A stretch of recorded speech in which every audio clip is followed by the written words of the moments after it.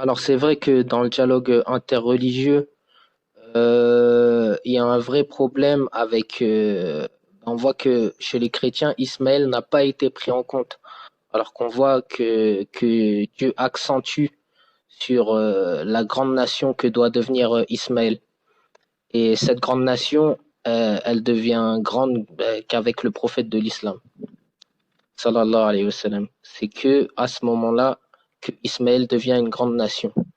Et c'est pertinent parce qu'on voit clairement dans plusieurs versets de la Genèse comment Dieu accentue sur Ismaël.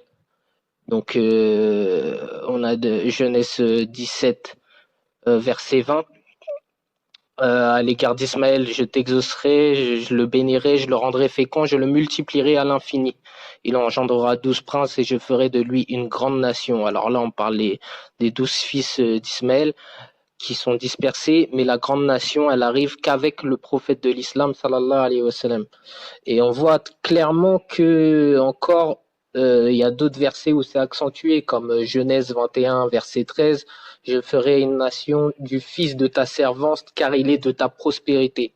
Et il faut savoir que toute la prospérité, elle appartient à Abraham. Ça veut dire que si un prophète doit arriver, bah, il doit être de la prospérité de Abraham. On a encore d'autres versets, Genèse 21, 18, Genèse 26, versets 4 à 5, en parlant de la prospérité de Abraham, Genèse 26, verset 24. On a pas mal de versets. Donc après, c'est là que c'est bien qu'il faut comprendre l'histoire. Il faut savoir que suite à Jésus, il y a eu pas mal de controverses sur la divinité, sur la Trinité, sur la rédemption des péchés. Et les premières réformes, elles arrivent plus de 1000 siècles après Jésus. Donc, quand je parle des réformes, bien évidemment, je parle des protestants, des adventistes, etc. Tous les autres groupes de chrétiens qui peuvent arriver après.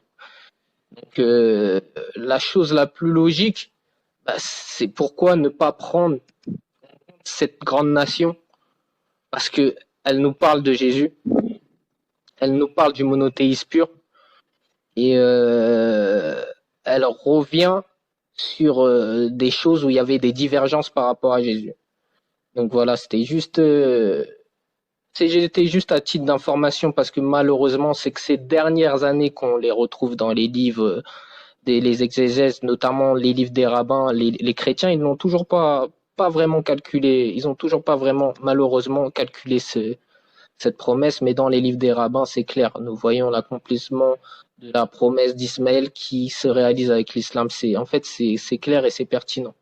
Donc, il serait peut-être temps que les chrétiens réfléchissent sur cette grande nation et qu'ils la prennent en compte, quoi.